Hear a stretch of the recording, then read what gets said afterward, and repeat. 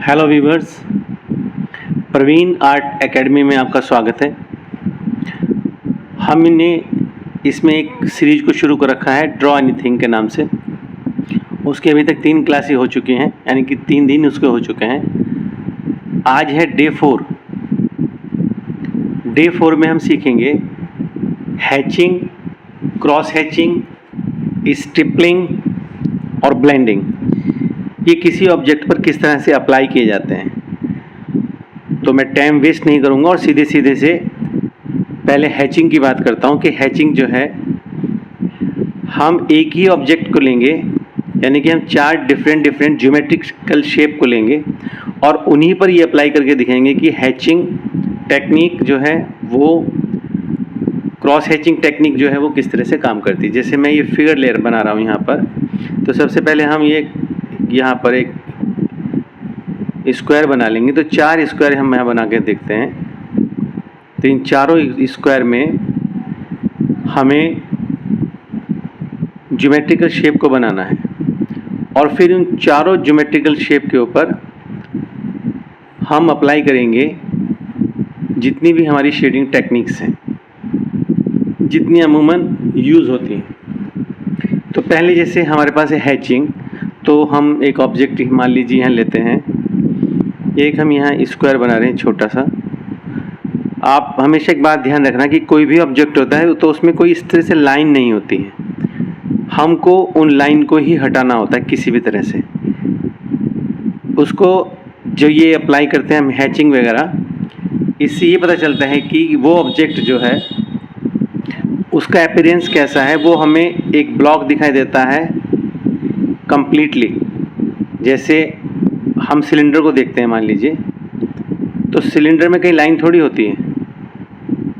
जैसे human body है, हम कोई भी फिगर ड्रॉ करते हैं तो उसमें हमें कोई लाइन थोड़ी नज़र आती है। यहाँ हम एक सर्किल बनाएंगे, यहाँ हमने एक सिलेंड्रिकल शेप बना दी, ये क्यूब बना दिया हमने यहाँ पर, और यहाँ पर हम एक कोन बनाएंगे। अब इन पर हम अप्लाई करके देखेंगे कि हैचिंग इन सब में किस तरह से अप्लाई करें। हम ये मान के चलते हैं कि लाइट जो है इस साइड से पड़ रही है, फ्रॉम राइट टू लेफ्ट, ठीक है। तो इधर लाइट पड़ रही है और ये ऑब्जेक्ट है हमारे पास। तो इस ऑब्जेक्ट में ये जो ऑब्जेक्ट रखा हुआ है, इसका एक जो शेडो है वो शेडो यहाँ पर बनेगा। ये तो सबको पता है। हमेशा पेंसिल को बहुत ज़्यादा प्रेशर अप्लाई नहीं करेंगे। प्रेशर अप्लाई कर देंगे तो वो मार्क वहाँ पे छूट जाएगा, उसका एक मार्क बन जाएगा और वो मार्क्स जो हैं आप बड़ी मुश्किल से हटा पाएंगे पेपर पर। आप कोशिश करें कि आप बस पेंसिल को सरफेस पे टच करेंगे और टच करने के बाद हमें उसका क्या मिलेगा कि जब अगर हम चाहें तो उसको रिमूव कर सकें आसानी से। तो ये हमारे पास सिलिंड्रिकल शेप है, तो इसका सरफेस कुछ इस तरह से यहाँ पे इसका ये शेडो यहाँ पे नज़र आ रहा है। ये शेडो हम मान लीजिए इस तरह से बनाते हैं। यहाँ पर एक रफली है, नॉट एग्जैक्टली हम कोशिश कर रहे हैं, सिर्फ ये बता रहे हैं कि ये हम फाइन करने की कोशिश करेंगे और जल्दी से जल्दी चीज़ों को समझने की कोशिश करेंगे। हम यहाँ अप्लाई कर रहे हैं हैचिंग के लिए। तो हैचिंग का पता है आप लोगों को, हैचिंग में क्या होता है कि लाइन इस तरह से, ये लाइन जो है ये हैचिंग है। थोड़ा इसको मैं मार्क को दबा दूंगा तो ये इस तरह से ये लाइंस जो है शो कर रही है कि ये हैचिंग हो रही है, ठीक है। मार्क जो है इस तरह से डाले जा रहे हैं। तो यदि हम किसी ऑब्जेक्ट पे डालते हैं, मान लीजिए ये हमारे पास अभी एक बॉडी का ये क्यूब नज़र आ रहा है हमें, लेकिन इसको हमें एग्जैक्टली एक परफेक्ट फॉर्म में देखने के लिए इसमें हम हैचिंग को अप्लाई करेंगे। तो हैचिंग इस तरह से यहाँ अप्लाई करें, ये बिल्कुल इसके क्लोज रहें। ये देखिए, धीरे धीरे इसको आप यहाँ से क्लोज कीजिए। जितना इसके क्लोज होगा उसकी डेंसिटी बढ़ती चली जाएगी और ये यहाँ पर देखिए इस तरह से हम इसको ऐसे यहाँ कर सकते हैं। तो ये हैचिंग प्रोसेस है। अच्छा, लाइट क्योंकि इधर से आ रही है तो इधर तो बिल्कुल डार्क हो जाएगा काफ़ी, और ऊपर का सरफेस थोड़ा लाइट होगा, यानी कि इस पर थोड़ी लाइट भी रहेगी और थोड़ा ये डेंस भी रहेगा। और इधर मैक्सिमम पार्ट जो है आप उसको दिखा सकते हैं कि मैक्सिमम पार्ट पे है लाइट है, तो इसको बहुत लाइटली हम इसके सरफेस पे हम इसको टच करेंगे, जो हमारा ग्रेफाइट है इसको बहुत लाइटली करेंगे। ठीक, तो ये हो गया। अब ये जो है यहाँ पे शेडो, तो शेडो तो सबको पता है, शेडो तो काफ़ी डार्क होती है। तो शेडो के लिए हम अगर डार्क पेंसिल लेते हैं, यानी कि अभी तक तो मैंने अभी एक ही पेंसिल हम यूज़ कर रहे हैं, ओनली वन पेंसिल, तो उसी से हम डार्क भी करे जा रहे हैं। तो ये देखिए यहाँ पर ये हमारा, इसको और डार्क कर देंगे और साथ साथ यहाँ देखिए ब्लेंड कर दिया मैंने इसको, ये ब्लेंड हो गया। तो कुछ इस तरह से ये हमारा हैचिंग हो गया इस वाले में। तो ऑब्जेक्ट आपको नज़र यहाँ पे आएगा, इससे थोड़ा सा यहाँ पे और ब्लेंड कर देंगे तो ये देखिए, तो ये साथ साथ आपको हैचिंग भी नज़र आ रही है इसमें और ब्लेंड भी हो जा रही है। इसे हम एक टॉर्टलिन से करते हैं। एक मान लीजिए एक पेपर होता है, आप पेपर से भी कर सकते हैं, फिंगर से भी इसको कर सकते हैं, लेकिन फिंगर को हम टच इसलिए नहीं करते कि फिंगर का जो ऑयल होता है वो सरफेस के ऊपर आ जाता है। अगर बहुत डेलिकेट कोई हम स्केच बना रहे हैं, ड्राइंग बना रहे हैं, तो वो हमें मार्क अलग से नज़र आता है। अब मान लीजिए ये है हमारे पास सिलेंड्रिकल बॉडी, तो इसमें हम, क्योंकि इसका शेप कुछ इस तरह से है, तो हैचिंग भी हमारी कुछ इस तरह से होगी। देखिए थोड़ा थोड़ा सरफेस पे इस तरह से हम टच करें, हमें इतना सरफेस को छूना है ग्रेफाइट से कि उसमें मार्क ना हो। अगर हम इसे हटाना चाहें तो ये आराम से हट जाएं। ठीक है, तो आप देखिए यहाँ पर इस तरह से धीरे धीरे हम इसको करेंगे। ये हमारे पास हैचिंग प्रोसेस है, ये हमारी हैचिंग हो रही है। तो इससे क्या है कि आपको ऑब्जेक्ट देखने में अच्छा लगेगा और ये पता चलता है कि यहाँ पर ये इसमें एक भरावट है, यानी कि डेंसिटी है, एक डेंस सॉलिड आपको नज़र आएगा इसमें। ठीक, तो ये हमारे पास, इसको हम बहुत ही फाइन सरफेस को इस तरह से रखेंगे, इस तरह से करेंगे और इसको टच करेंगे बस यहाँ से। तो ये, और ये देखिए ये तो सरफेस आपका ज़्यादा डार्क होगा ही। आगे चल के हम देखेंगे कि पेंसिल को कैसे होल्ड करना चाहिए, अभी एक दो क्लास के बाद मैं बता दूंगा। अभी तो सिंपली आप जो है, क्योंकि जिनको सीखना है उनको बेसिक दो तीन चीज़ें चाहिए बस। अभी इनिशियली ज़्यादा खर्चा करने की ज़रूरत नहीं है, क्योंकि ड्राइंग बहुत एक्सपेंसिव है, लेकिन पेंसिल ड्राइंग अगर हम करें, सिर्फ स्केच बनाएं, तो it's not a very expensive. क्योंकि इसमें सिंपली क्या होता है कि आपको पेंसिल है आपके पास और आपके पास रबर है, बस शार्पनर है। ठीक, अब ये सरफेस ये देख लीजिए, हमें इसी में अप्लाई करना है तो हम इसमें अप्लाई करेंगे। ये हम ऐसे इसको अप्लाई करते हैं, इधर से इधर की तरफ भी कर सकते हैं और हम इसको इधर से इधर की तरफ भी कर सकते हैं। तो देखिए ये हमारे पास क्या है, ये हैचिंग है। तो हम इसमें सीख रहे हैं हैचिंग प्रोसेस। एक बार आपको ये ट्रिक आ गई तो फिर जब भी आप ड्राइंग बनाएंगे तो आपको पता चल जाएगा हैचिंग किस तरह से हम करें और कहाँ पे क्रॉस हैचिंग करनी है, कहाँ पर हमें सिंपल हैचिंग करनी है, कहाँ पर डबल हैचिंग करनी है, कहाँ पर ट्रिपल करनी है, और हम इसको कई बहुत सारे वेज हैं करने के। तो ये हमारे पास एक, मैं इसको रफली बनाए जा रहा हूँ। तो ये आपके पास एक, हमें स्केचिंग समझने के लिए ये बहुत ज़रूरी है। और ये हमारे पास देखिए हमने कोन बना दिया इसमें। ठीक है, तो यहाँ का सरफेस यहाँ पे थोड़ा वाइट छोड़ेंगे तो पता चल रहा है कि लाइट इस साइड से आ रही है, इधर साइड से। ठीक, हर एक में, क्योंकि शेडो इस तरफ है, लेफ़्ट साइड में है, तो राइट साइड से ही आ रही होगी। अब मान लीजिए ये है, इसको सबसे पहले हम डार्क कर दें, क्योंकि ये हमारे पास क्या है, शेडो, इस ऑब्जेक्ट का शेडो है। जैसे किसी भी ऑब्जेक्ट का अगर लाइट उस पर पड़ रही है तो वो उसका शेडो ज़रूर होगा। ठीक है, अब हम इसमें भी करें तो इस तरह से ही आपको ये हैचिंग करनी। ठीक है जी, ये हैचिंग हो रही है बहुत आसानी से, धीरे धीरे मैं तुम्हें समझाने की कोशिश कर रहा हूँ। जल्दी से भागने की ज़रूरत नहीं है, कि जब आपकी प्रैक्टिस हो जाएगी तो आपको बहुत स्पीडली काम करना ही है आगे, क्योंकि आगे जब हम फिगर बनाएंगे ऑब्जेक्ट की तब आपको अच्छे से समझ में आ जाएगी। ये तो होगी हमारी हैचिंग। और इसमें हम अगर करते हैं क्रॉस हैचिंग, तो क्रॉस हैचिंग में तो क्या होगा कि इसी टॉपिक इसी के ऊपर समझा रहा हूँ।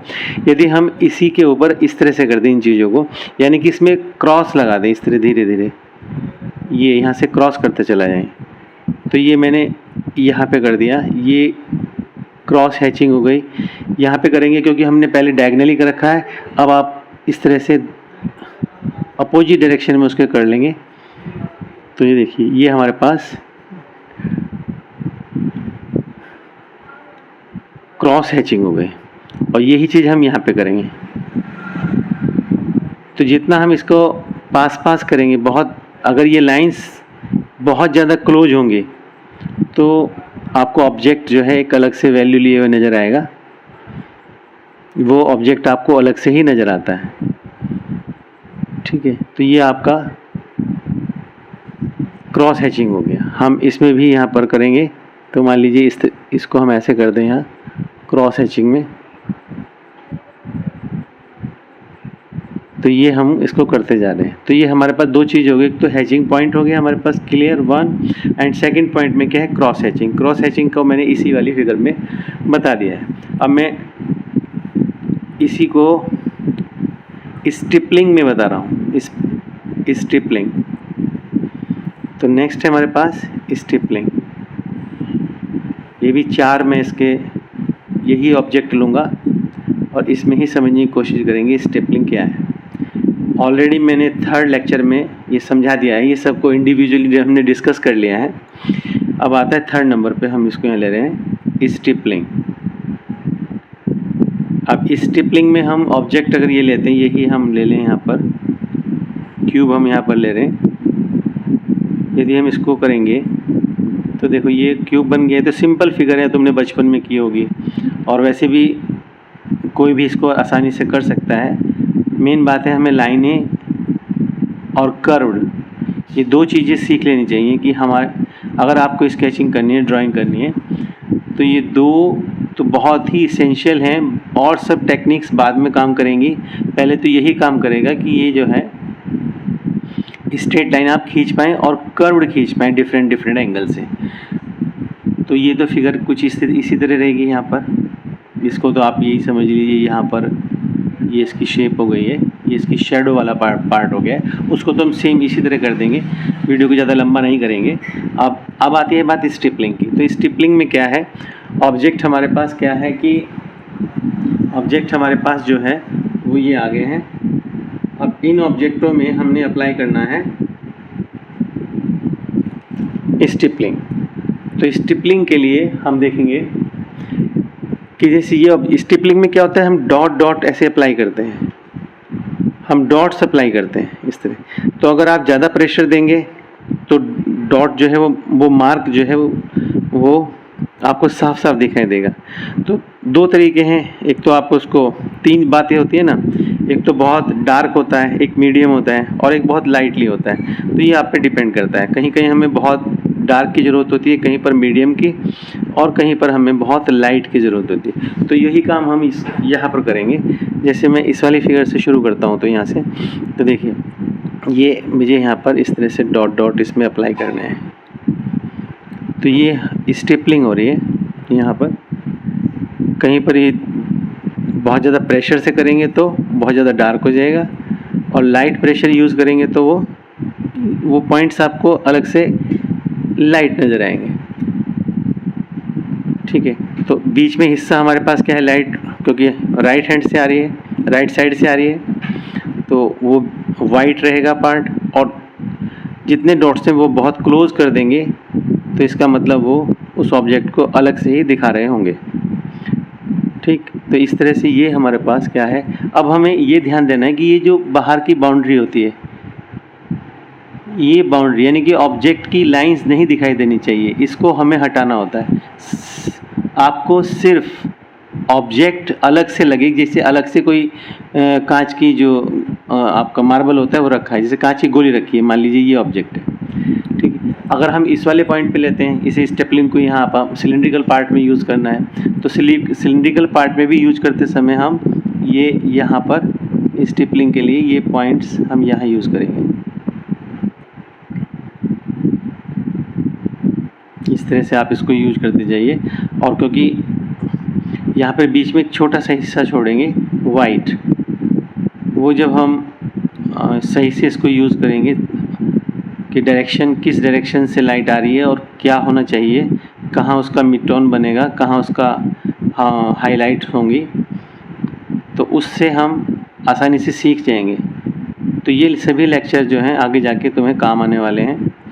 उनको जो विद्यार्थी इसको, जो स्टूडेंट, जो आर्ट लवर्स इसको सीखना चाहते हैं, तो ये अब धीरे धीरे हम यहाँ पे देखिए, ये हमारे पास ये स्टेपलिंग प्रोसेस है, इसको हम स्टेपलिंग कहते हैं। या तो हमारे पास डार्क ही रहेगा टोटल पार्ट, ठीक है। तो ये हमारे पास ये हिस्से को हम डार्क कर देंगे, ये तो यहाँ पे शेडो होगी, ये शेडो हम आराम से बना लेंगे। अगर हमारे पास को हमें बनाना है कोई चीज़, तो उसकी जिसके लिए हमें पैसे चार्ज करने हैं या बहुत ही टाइम देना है, तो उसको आसानी से हम बहुत ही पेक्यूलर वे में, एक बढ़िया अच्छे तरीके से, अच्छे ढंग में हम इसको करेंगे, ठीक है। तो ये सब हमारे पास स्टेपलिंग का एक तरीका हुआ। ये सब तुम्हारा स्केचिंग में यूज़ होगा किसी भी ड्राइंग को बनाते समय। तो देखिए यहाँ पे हम इसको, ये भी छोटे छोटे पॉइंट हैं। इससे क्या होता है कि ऑब्जेक्ट आपको अलग से नज़र आएगा। अगर हम बहुत सावधानी बरतें तो ये ऑब्जेक्ट आपको बिल्कुल अलग अलग करेंगे, लेकिन दैट विल टेक टाइम। तो इसलिए हम अभी तो समझा रहे हैं कि ये सब चीज़ें हैं, ताकि जैसे आप कोई ड्राइंग बनाना शुरू करेंगे तो आपको पता चलेगा हाँ कि ये तो स्टेपलिंग कहलाती है, और ये प्रोसेस क्रॉसिंग हैचिंग कहलाएगा, और ये हैचिंग कहलाएगा। बाहर जो है एक गाड़ी जा रही है, गाड़ी के मेरे ख्याल से मुझे लगता है एक ट्रैक्टर है, उसको आप अवॉइड कीजिए, क्योंकि जब हम वीडियो वगैरह बनाते हैं तो आसपास के माहौल से भी चीज़ें हमारे सामने आती रहती है, साउंड आती रहती है, घर से भी आती रहती है, कि घर में ही बैठ के बनाते हैं। अब इतने बड़े कलाकार तो है नहीं कि हमारे स्टूडियो हों, ठीक है। वो दिन भी आएगा जब हमारे स्टूडियो होंगे। हम सभी मेहनत करते हैं, आगे बढ़ना चाहते हैं। तो अब ये जो है पॉइंट्स हैं, ये इसमें आप लाइट यहाँ पे लाइट कर दीजिए, ठीक है। क्या है ड्राइंग में, क्या है सबसे ज़्यादा ड्राइंग में जो यूज़ किया जाता है वो होता है कि आपकी आँखें जो हैं, जो देखती हैं, जो आपकी आंखें देखती हैं, वो किस तरह से ड्रॉ करें, उस चीज़ को हम किस तरह से ड्रॉ करें, उसके लिए ये बेसिक चीज़ें हैं।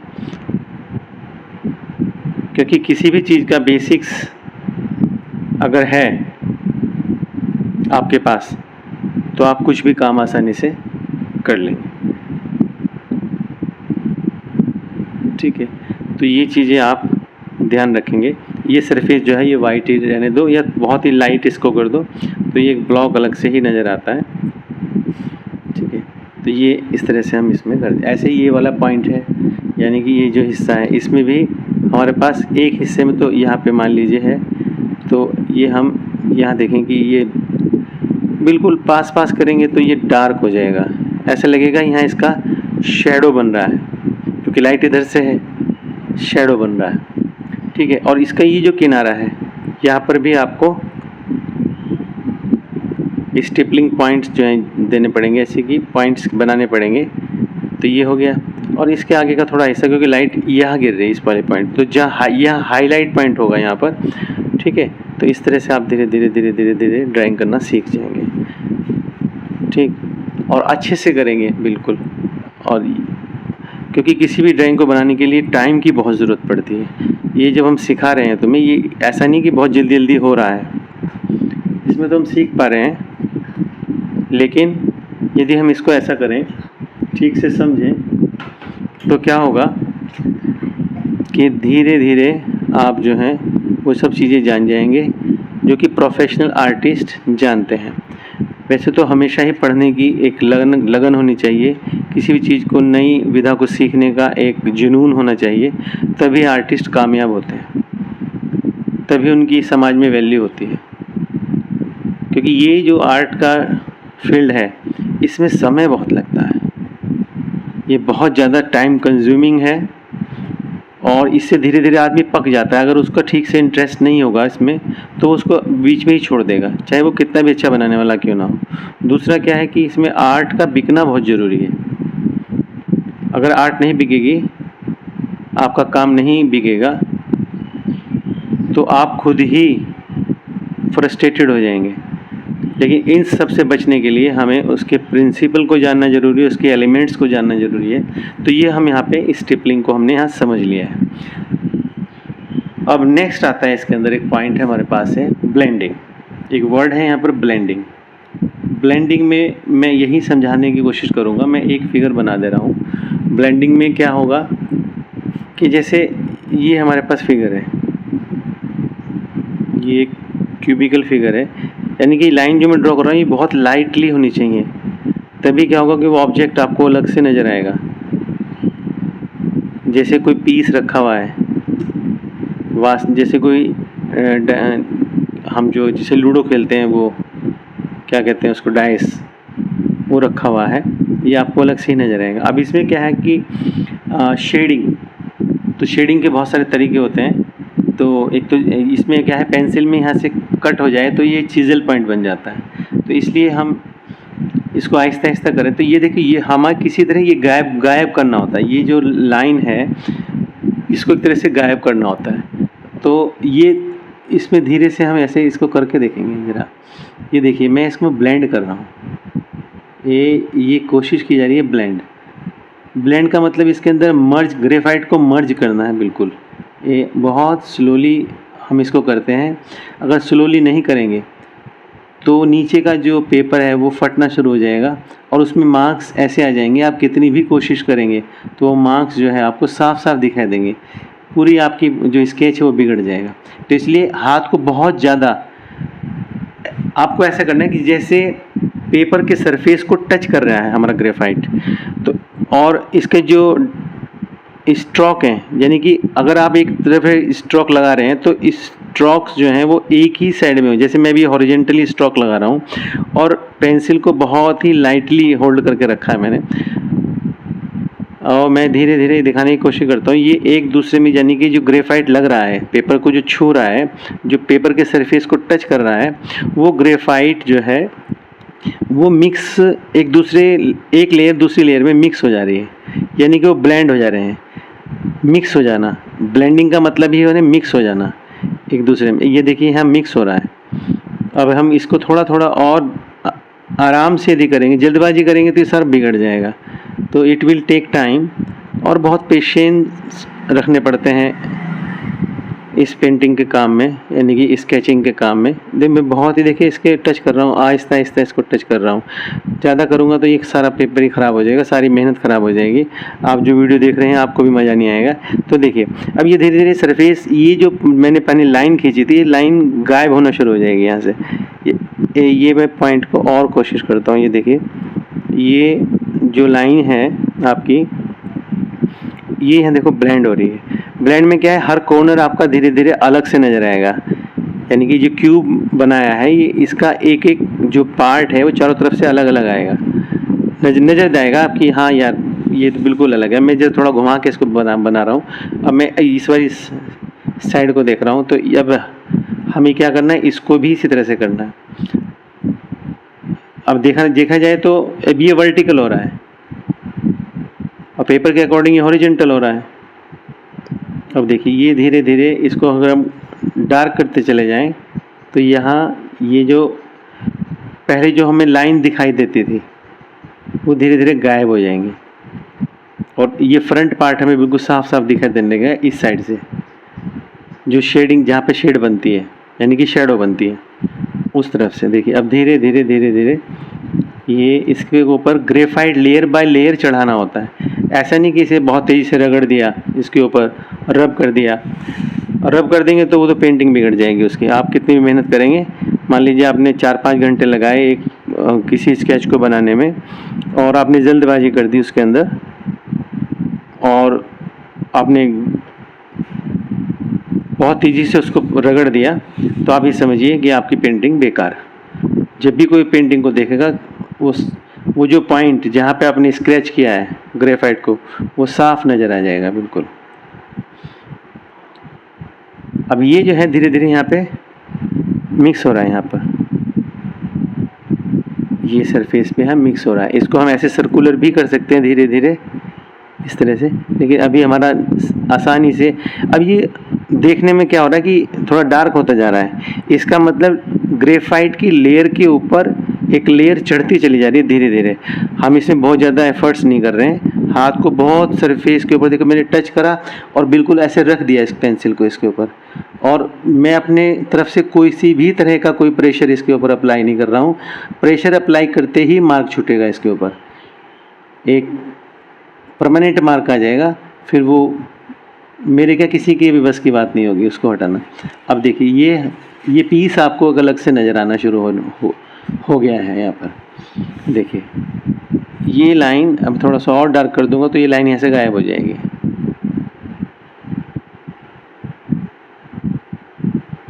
इस तरह से अब ये नया आपको अलग से ऐसे लगेगा, बिल्कुल एक न्यू ब्लॉक कहीं से रखा हुआ है, छोटा पीस रखा हुआ है। ये हमने इसको ऐसे किया।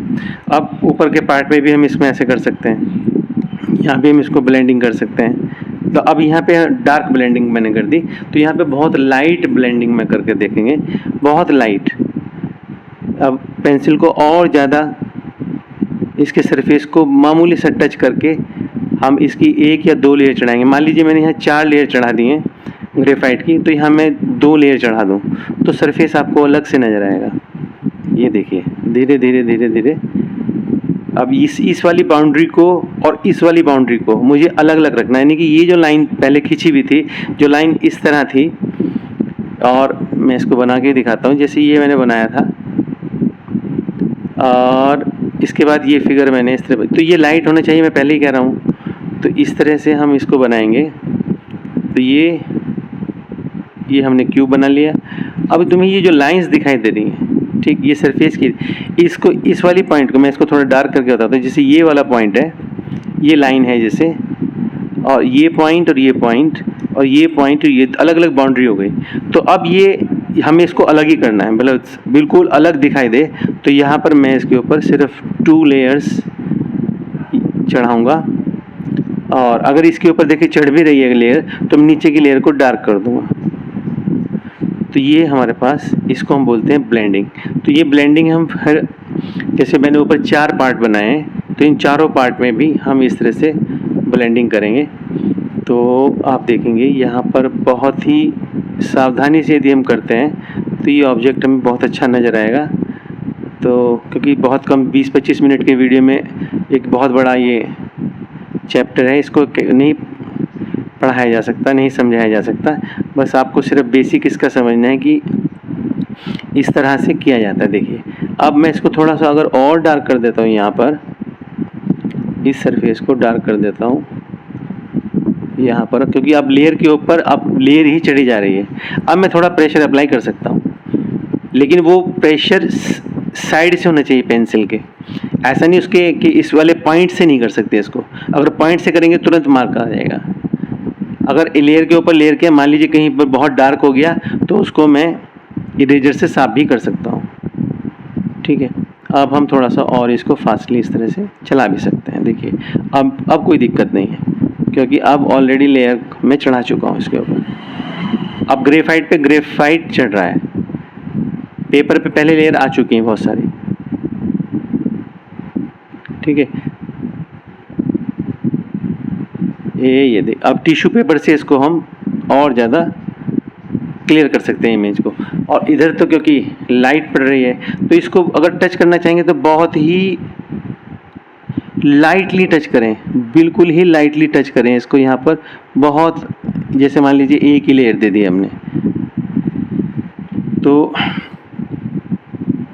अब हम आगे जो है नेक्स्ट लेक्चर में, जो हमारा 5वां लेक्चर होगा, उसमें हम और चीज़ों पर डिस्कशन करेंगे, कुछ फिगर्स बनाएंगे। और आप घर पे प्रैक्टिस कीजिए और मेरे चैनल को लाइक कीजिए, सब्सक्राइब कीजिए, अपने फ्रेंड्स को, आर्ट लवर्स को, जो नए बच्चे जिनको ड्राइंग से प्यार है, और अपने नियर डियरेस्ट को भेजिए और सीखने की कोशिश कीजिए। शेयर ज़रूर कीजिए और चैनल को सब्सक्राइब ज़रूर कर दीजिए। ये मेरी हम्बल रिक्वेस्ट है आपसे। And thanks for watching all the viewers, thank you very much.